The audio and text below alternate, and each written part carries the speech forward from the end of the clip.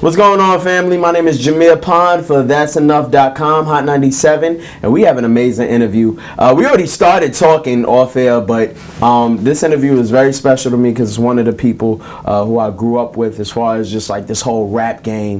In 1997, I was able to get my first album that I ever purchased with my money. Was called Get It How You Live by the Hot Boys, and I have one of the Hot Boys here with me today. He's going to tell us a little bit about his story, and he's here with his lovely wife. So I want to introduce to y'all Hot Boy Turk and Imani. How are you guys? We're good, man. Good. Thank you for having us, man. Hey, thank y'all for coming. You know, y'all stopping here on y'all New York run, and we got a lot of things to cover. But what I found very interesting is that, you know, when I bought this, you know, here today, you were like, I don't even got it. You know, so I'm doing you a favor, doing myself a favor, and giving you this from us to you. Them, not this. Okay, well I'm giving you all three. Make sure all three albums, you know, definitely go to you because they were a gift to me in my childhood. See, we got on screen, but you know, I want to get these to you. When you look at this, so this is the first time that you guys were all on wax together. Yeah. We see a young Turk. I had a herringbone. You had silver herringbone. You know, what do you remember about like 1997? We talking about 20 years. This was like the beginning of Hot Boy Turk. Like I was just coming out the shell. If you on this album, you don't hit me on a lot of stuff. I wasn't just as lyrical, you know. Infrared though. That's what I became. I was coming out the shell. Okay. Infrared, that was one of my best solo songs that I ever did. You know, it's a classic. But I basically was coming out myself on this album, man. All of them was seasonal rappers. Gotcha. I came as a artist out in the DJ in the Magnolia Project, rapping on Q93 and all that, and I just got thrown in the Lions Den. You know, so they kind of like grow me into who I am. Today, still to this day, if it wasn't for Wayne, BG, and Juvenile, man, I wouldn't be as high I am now. You feel me? Yeah. So I remember hearing a story about how you met BG, you and him went to school together. But when you found out you were in a group with these three dudes, I mean, what was going through your head? Were you nervous, or was this like, I'm about to really get on my shit? Yeah, most definitely I was nervous because it's like I say, man, they were really rappers. They had albums out. You know, Wayne and BG were in a group called the BGs at first. Juvenile had been doing stuff with DJ Jimmy, you know what I'm saying? And it just was crazy because it's like everything happened, man, God's timing. You know, he put me in there, and I just showed up at the right time. And, you know, when Cash Money was breaking up in the beginning, they was forming us. Right. And I just happened to be in the studio at the time. It was 5 Hot Boys. Rest in peace, BG Derrick, which is baby nephew. Right. You know, and Rest in I'm gonna be real. Wayne and BG voted BG Derrick out because he was like a bully. You know what I'm saying? He bullied him. Oh, word? For real. Wow. Real. You feel me? And baby ain't like that. And he came to us and asking us about, man, what y'all think? They voted him out. I ain't vote you out, man. God bless your soul. You feel me? Cause I'm from the project just like him, so it really, you know, we could relate.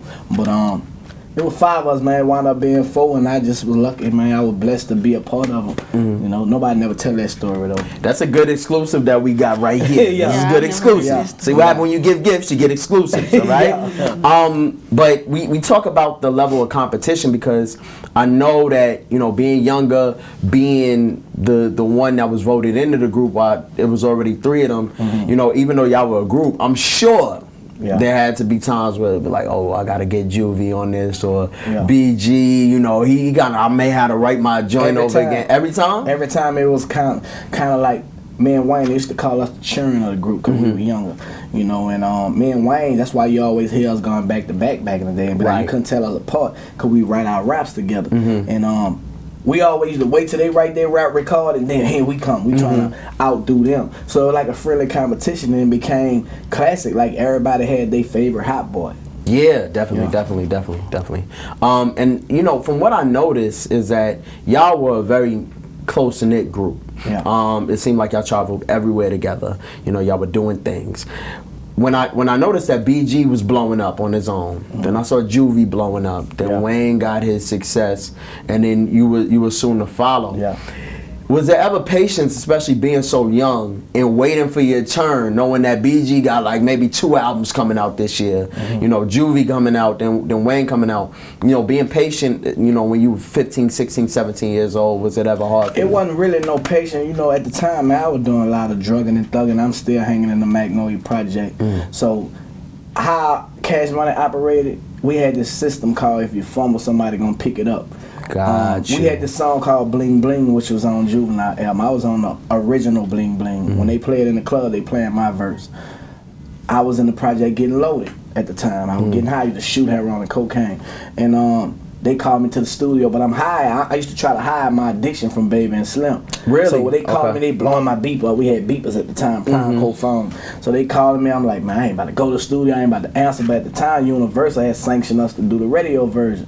So they kept calling me. I had to do my part. Wayne was a studio junkie.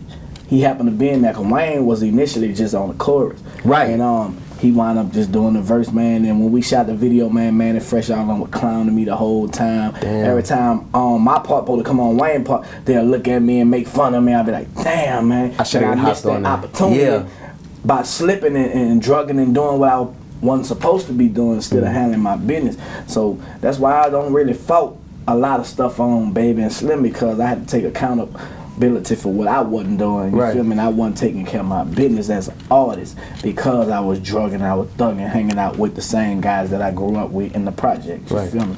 You feel like you were scared of success, or you weren't mentally ready for success? I didn't look at success as success then. You feel me? To be honest, man, I ain't know that I was somebody that people wanted to be like until I went to prison. Years later, you know, and this in 2003, we hadn't came out in 97. Cause like I said, I'm still hanging in the hallways and cuts, still pulling up I'm still doing normal stuff. Right. You know what I'm saying? Like I'm still going to school, getting in fights and breaking both of my arms. I'm doing normal stuff. So it's like, when you coming from New Orleans, man, it's like, who are you? You just like us. Yeah. That was my mentality. But now it's like, I can't go in them same places. I can't do the same thing because I'm Turk. Right. Not saying that I'm better than nobody, but it just, you know, got a little more notoriety. That's the life that God put me in, so I can't do the same things that other people get away with. I get caught and have to do time for such as how I did. You know, I can't get by with nothing, so I gotta watch everything I do, everything I say, and you know, I have to lead by example. Yeah. Did you feel like there were any other opportunities during that era that you might have missed because of your drug use, or you know, because you weren't maybe a studio junkie? And you know, what were they? I missed a lot because all of us had equal opportunity. You know, and that's why when people see me not mad at Birdman or not mad at Slim, that's because I hold myself accountable for what I did, not for what they did, but what I did. Okay, we even. You feel me? Now where we go and move forward from it. You know, like like everything had to go back to my drug addiction. I had to go do 106 in Park when AJ and Free was there. I remember that. I had to go catch a flight. You know, and when I got to the airport, I realized I wasn't even close to the airport. I realized, damn man, where my heroin at? Where my coke at? I used to fly with it in my Timberland boot. I put the spoon in there, and it was like, man, I don't got it. Put the spoon in there. I'm flying with it. Had the cutout in the back of my zipper.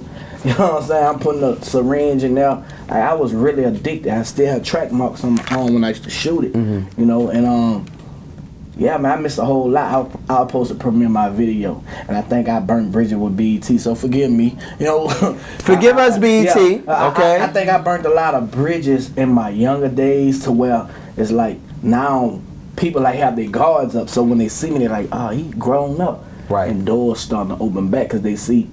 You know, he a little he different. Right. I ain't no little different. You know, it's all about love with me and family. God first, family second, everything else. You know what I'm saying? I don't do the same things like I used to do. Right. I'm on another level now. Right. So even in the midst of your drug use, you did put out Young and Thuggin', which I thought was like very underrated. And I guess because of the trials and tribulations of you and Cash Money, like it wasn't promoted as it should have been. It was all me, bro. Like I say, they gave me the same equal opportunity. They put me on a tour. I popped a X for the first time and went crazy on baby. You know what I'm saying? Like it just was certain. Like I was doing stuff that the media wasn't catching because they didn't know I was doing. Wait, you popped X and like this like a meeting or like I had a concert and man, I just was clicking on everybody on the tour bus. I was on my own Young and Thuggin' tour. Gotcha. And it was like, man, he a liability. You feel me? And like I said, when I missed that 106 in Park. When I had to premiere my video, like I was on my tour run for Young and Thuggin'. My own tour, Young and Thuggin'. There wasn't nobody else, Young and Thuggin'. Man, when I missed that, it was like, why I keep on investing in it? Mm-hmm. He not gonna do right. Right. And then at the time, it was like BG had to win his separate way, Juvenile win his separate way. So it was like, it just was me and Wayne. At the time, it was like, I don't feel complete. Mm-hmm. BG not here, Juvenile not here. You know, like the camp really breaking up behind the scenes. You feel me? Right. And like, man, forget this stuff, man. I don't care no more. But I hurt myself at that time, you feel me? So I had to suffer for it throughout the years. And when I wound up going to do my time, you know, I mean, I had to suffer for it. But that was the whole reason of how it happened. A lot of people don't know that story. That's why I don't get as mad as people expect me to be. For what? You know, you got to hold yourself accountable, man. You got to be responsible. That's a part of growing up. Definitely. Where you slipped up at. Right. If you didn't slip up, then you burnt fingers. But I slipped up a lot. Yeah.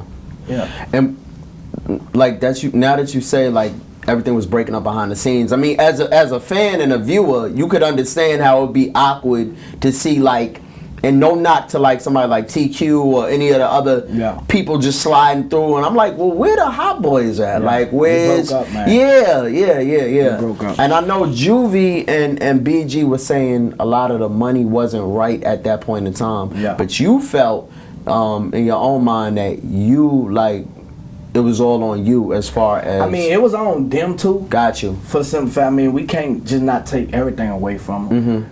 But just like I hold myself accountable, me and Birdman have had talk where he was like, man, I was young, I didn't know this, I didn't know that. That's how me and him able to move forward. Right.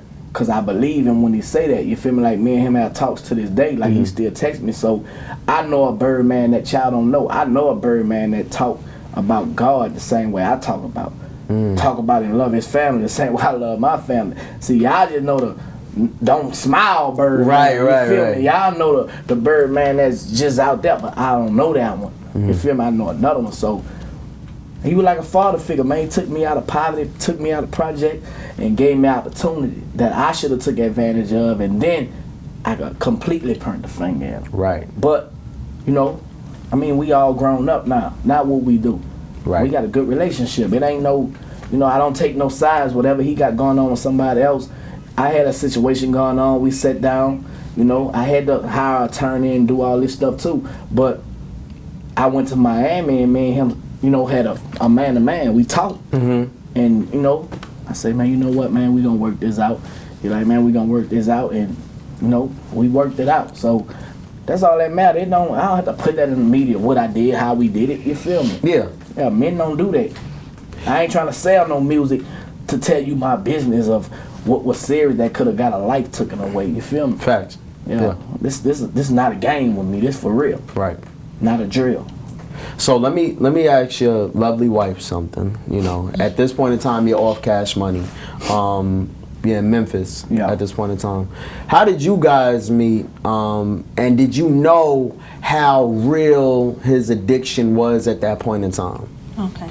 Well, we met through a mutual friend of ours, and he actually showed up at my doorstep with this mutual friend. Oh, you know, it wasn't this romantic? Is this yeah, player? I was like that. Come on, player. Buying roses at the gas station. She softened me up. I ain't gangster Turk no more. I don't know what she did to me. When they showed up, you know, we were introduced to each other just on some friend type of thing, but we ended up talked all night long. And we were really inseparable since day one, you know. And I did not know about his drug addiction at first. But as days went on, I kind of paid attention to the signs of him. He'll go in the bathroom and be in there for like 3 hours. And I'm like, 3 hours? 3 hours. I'm taking a dump. Every time and my stomach hurt. Right. It was always something, but, you know, common sense to tell you that there's an issue. At the time, I was working at the Civil Rights Museum in Memphis.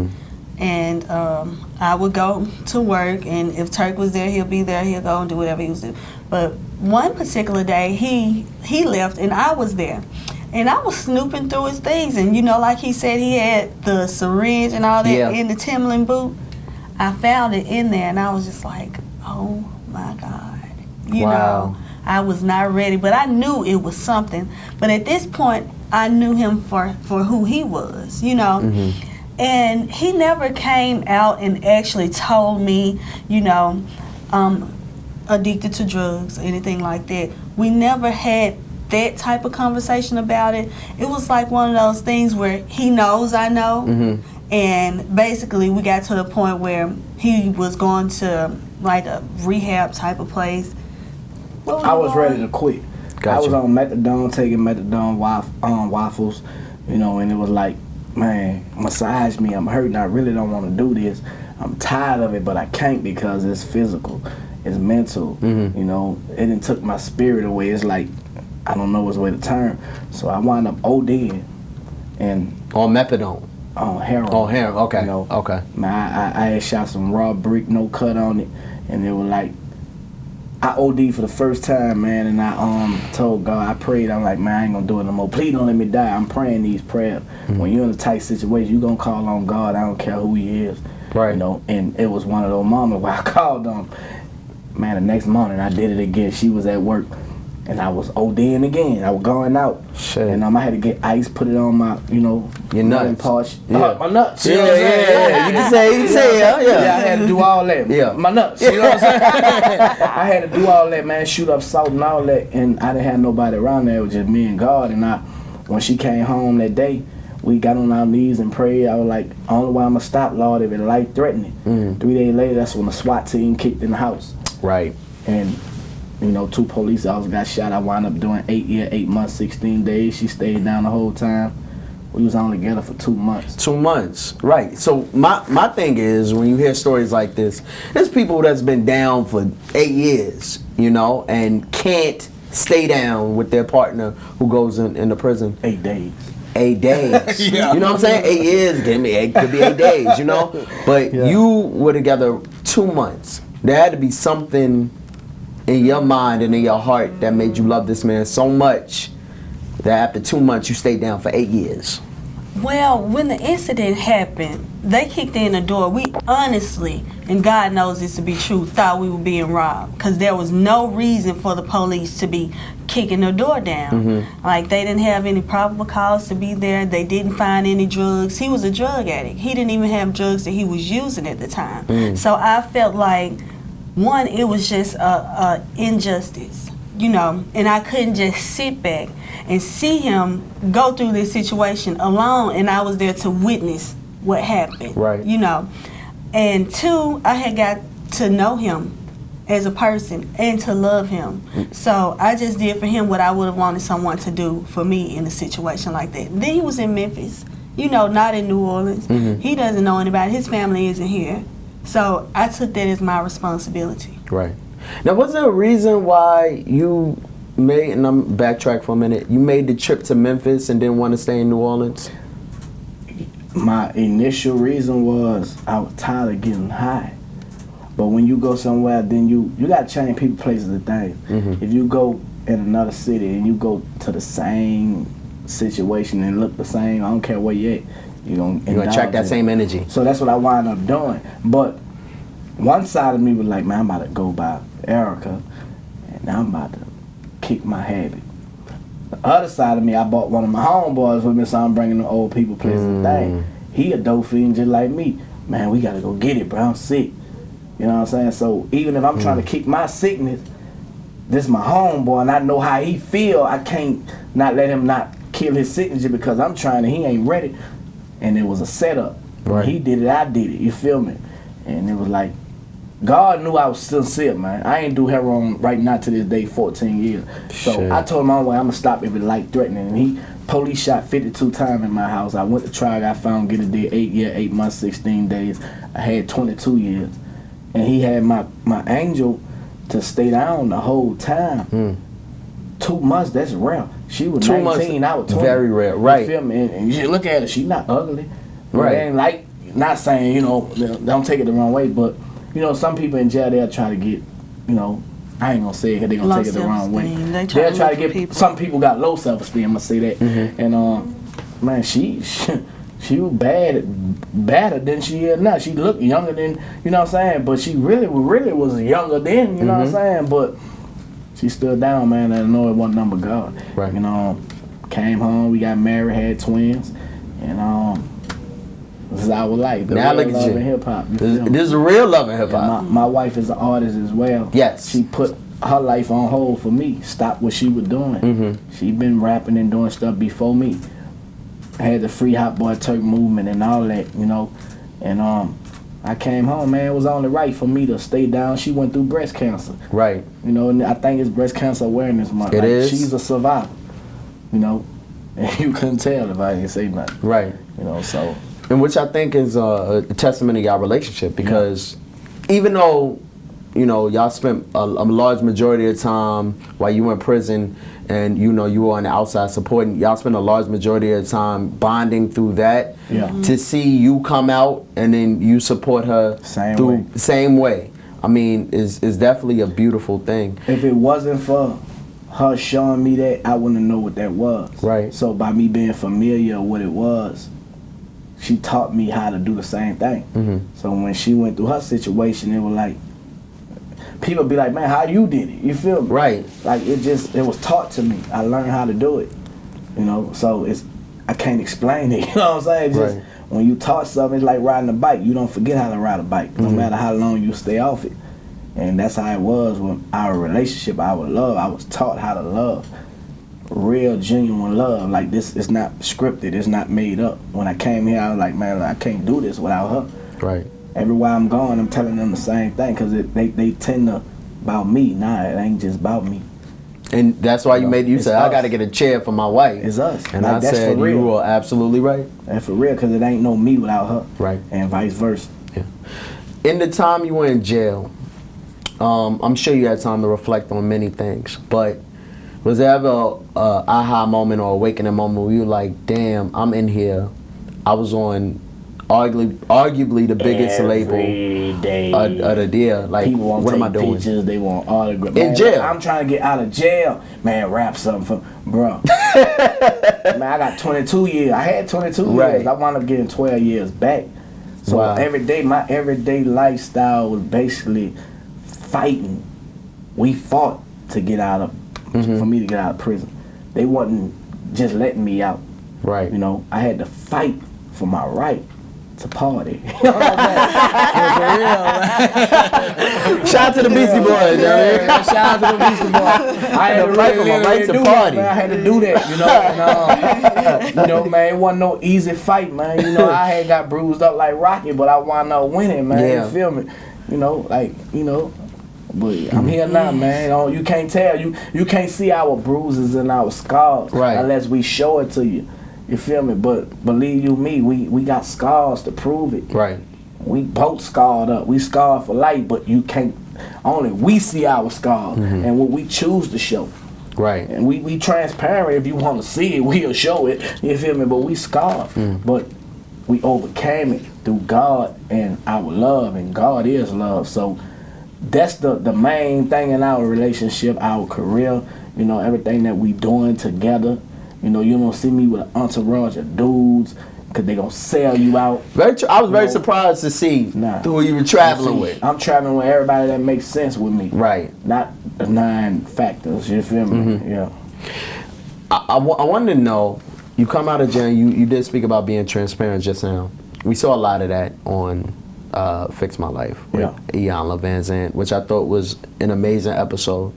But something that you did let us know about, here's the episode right now, something that you did let us know about was your father and your father passing away, especially when you get out and, you know, things are starting to move, your father is killed in a hit and run accident.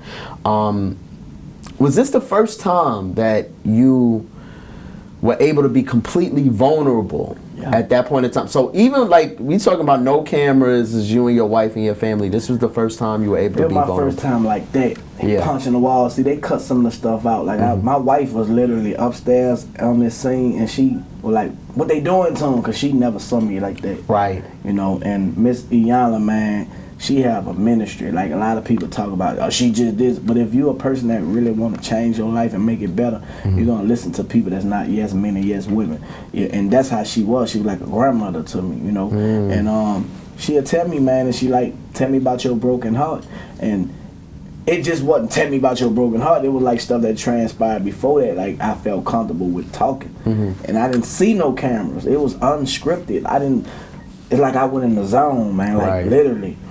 I forgot the cameras were there. I forgot anybody was else there. It was like, it just was me and my dad at that moment. And I just was thinking about, damn, man, I wish I had this. I wish I had that. If I would have had this, I wouldn't have did this. It was like a lot of mixed emotions. And mixed emotions, man, you're gonna stir up some kind of tears. They're gonna come, you feel me? And instead of it coming out as anger, it came out as I was just hurt. And I let it out as, man, I was hurt, I was tired, I was fed up. And when she was making me punch the wall, it was making more tears out of me, you know what I'm saying? Like, that wall did something for real. And man, I was just being real, man. Like I wish I was able to go fishing and camping, and I wish I was able to get my daddy to come stay with me when he used to be saying, but I didn't want the same thing around my kids that I seen coming up. So that was the reason I did. And I was feeling like if I would have did this, maybe he'll still be alive. So I was kind of feeling like remorseful. You feeling like, damn. But that wasn't the issue. You feel me? The issue was more deeper than that. And she gave me tools to really, it all start back with me. You know, you got to you got to forgive yourself, forgive others, and keep moving. You know, and that's what I learned from this episode. Take all that baggage that hold you and weigh you down, because it can affect our marriage, which it was. It'll keep me from communicating and having understanding, but it go deeper. It ain't like I want to do it because I love my wife. Right. But I do it because I had all these issues going on with me, you feel me? And bro, it was crazy, man, because I say, man, please don't put me on TV crying. She said, I'm gonna let you keep your dignity, you know what I'm saying? Right. So you know how she talk. Yeah. And it was like they had really, I was really like tears. They had all that, but they cut all that.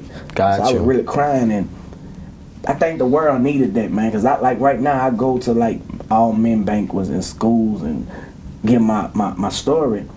And the last one I just did, like probably 2 days before this, man, they had grown men crying. And I told my wife, I said, man, these men in here crying for real. So I'm not the only one that wish they had their daddy. Right. I don't care what color you are, white, black, Chinese, Mexican, whatever you is. If you ain't have a father figure in your life, it affect your life. In some way, shape, or form. In some way, shape, or form. Absolutely. You know, and I just happen to just be transparent and let it out. And I'm supposed to be a gangster rapper, but, you know, it was real, man. It wasn't scripted. Yeah. And Imani, I'm sure at this point in time, you're seeing your husband break down, right? Completely. But I'm sure that's a gift and a curse in your eyes, because I'm sure you felt like that needed to be addressed in a way like that. So you see your husband like that, you hear him first. You know, what are the things you going through your mind when he's finally breaking down? And do you see like a change? Like was that wall broken down completely? Yes. I didn't actually see it when they were shooting. I was upstairs, so I couldn't see it, but I heard them.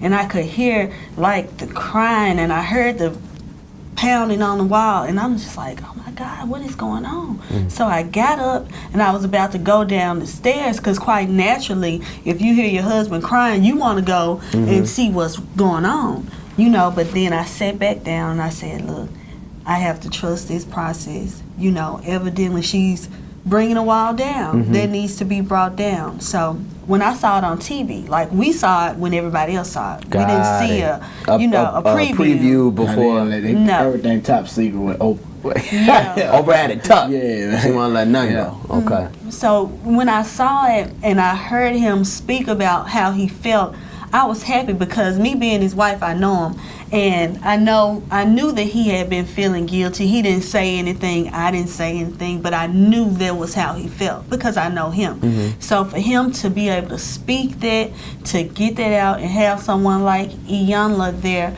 you know, to kind of coach him through it and let him know that everything's gonna be okay. I was happy for that because she did something that I didn't or probably couldn't do. Right. Yeah. It was a powerful episode. I think we have just like a general thought process of some people that we see on TV, how they are. I didn't know. I wouldn't have guessed that, like, after prison, well, I mean, you can think about it, but after prison, people still have a mentality where, like, they want their space, and you wouldn't let people in your home. I still don't. You still don't let people in your home. That's ain't gonna never change. Right. And that's deep rooted from where though?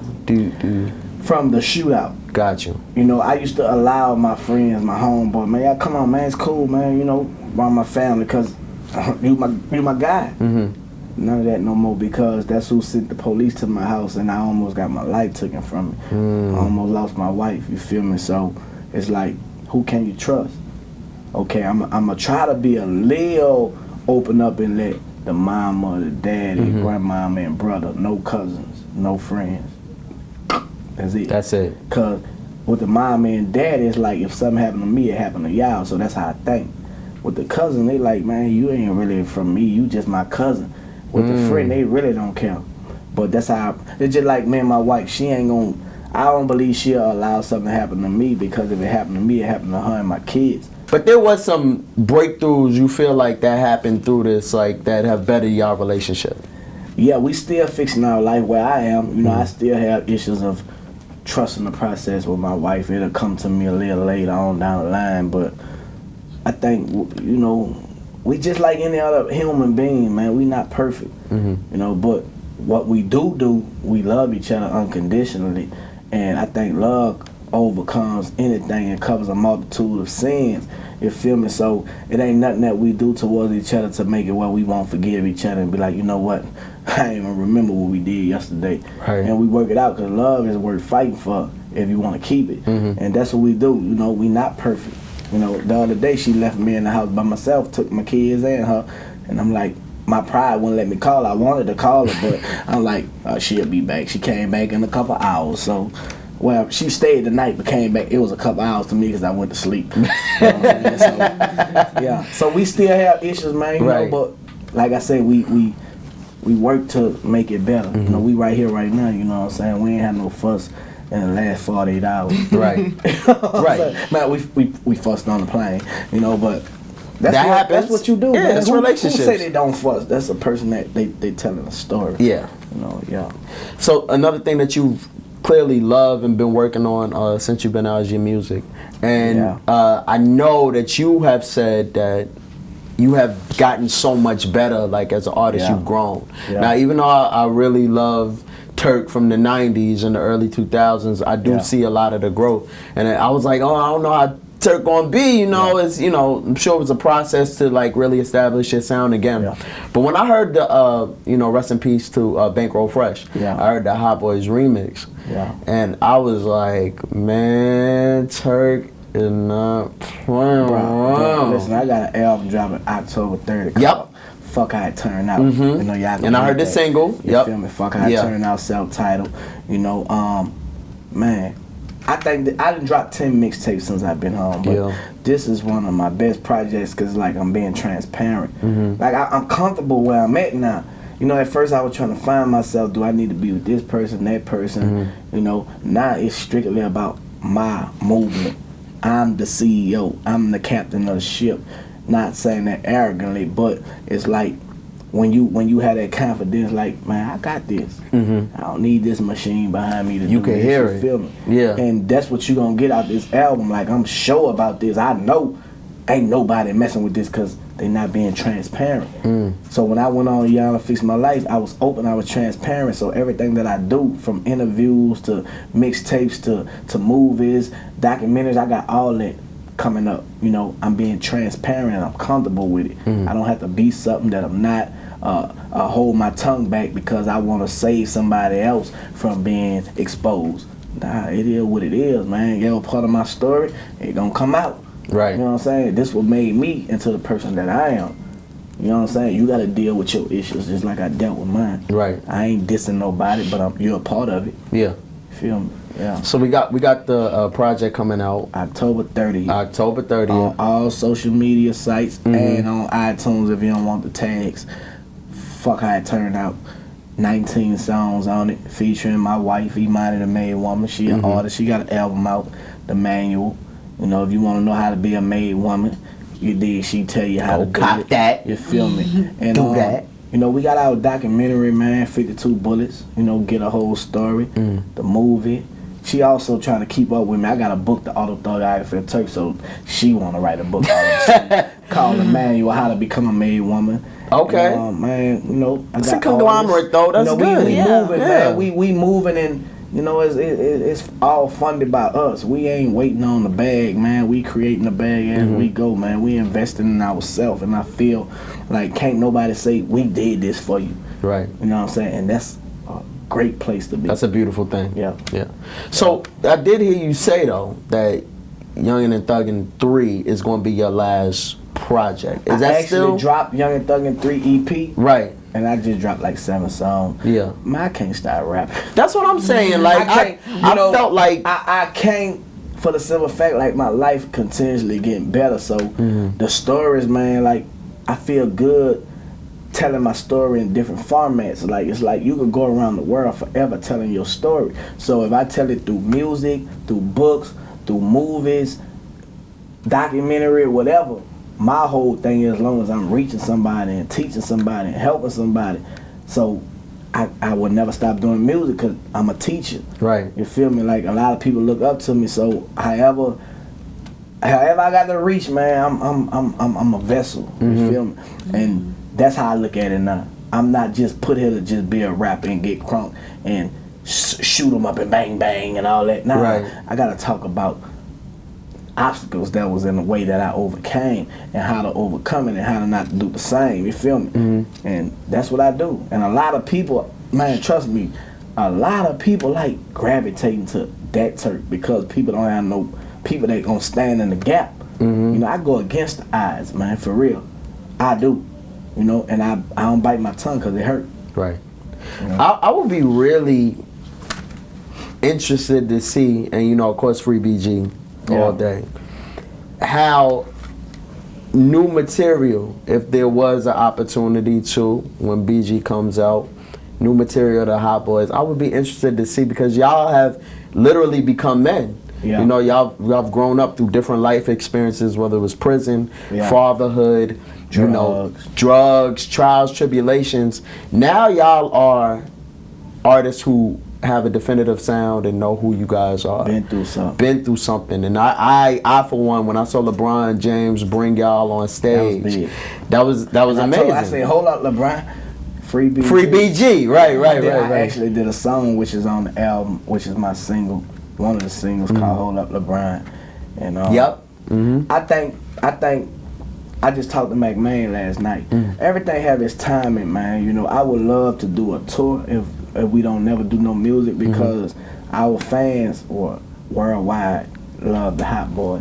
They never seen us on the road as a Hot Boy tour. You know, not just a Cash Money tour. That'll be cool too, but a Hot Boy tour would be even better because most of the people that's doing rap today were influenced. If you if you ain't want to be a hot boy, you're not boy. Let's go back to that Get It How You Live cover, and then we'll wrap this up. So I see, you know, this is 1997 again. I see four superstars here just coming into their own. We ain't even have Rolex. Y'all didn't have ain't no chain. It's just soldier rags. My herringbone, I was up on them on that. I had the herringbone first. They ain't have no jewelry on. You did. Yeah. I don't know where I got that from. But if you could tell me just what comes to mind when you see everybody, I'll end off with you. At this moment in time, you look at Wayne, what do you see? I see a person that's still trying to find his way. you know, into who he really is. I see a person that really don't know who he really is, and that's not in a bad way. Like, Wayne have really changed the world. I'm not gonna even say hip hop. A lot of people look up to him, and I don't think Wayne just really know that. You feel me? As a BG, you know, he just find himself in prison, just like I had to find myself. You know, when BG come home, he gonna be a better man, cause he gonna realize, damn. You know what I'm saying? Just like I realized, like, man, I was messing up. People love me. Yeah, he holding himself accountable. He just realizing, man, I'm the BG. Right. He didn't know. You feel me? He didn't know. We were young, just doing our thing. Juvenile, you know, Juvenile, he's the grown up of the clique. You know, Juvenile been on some grown up stuff. You know, I just don't have too much to say about Ju, because he been trying to give us game and tell us, but we was young, we weren't listening to him. He always was a big brother. I mean, one time, man, me and Juvenile about to fight on the tour bus. I came out my clothes, man, I had my boxes on. I was on penitentiary mentality, you know what I'm saying? Let's get it in, you feel me? But he always thought he just knew everything. You feel me? Like, man, listen, y'all need to listen to me, and we didn't want to listen to him. But everything that he was telling us Was true. because he had experience. He had been on a label before Cash Money.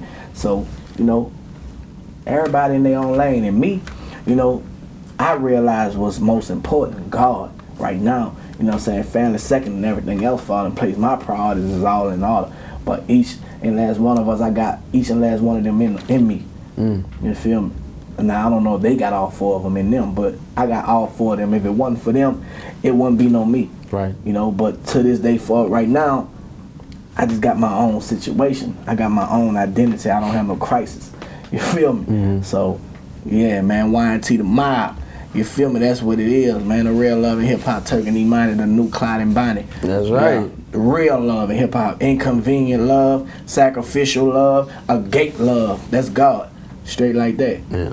And, you know, before we go, that's perfect, because you guys need to take this somewhere. I mean, I'm pretty sure, like, y'all been getting calls, but reality show on the way since he since he fishing, trying to catch a shark out the water. The Virgil's reality show. You know what I'm saying? I want to put a say number, but y'all know, man, anything goes with me. Yeah. The Virgils, you know what I'm saying? Yeah, y'all be on the lookout. We actually shooting the reel for it.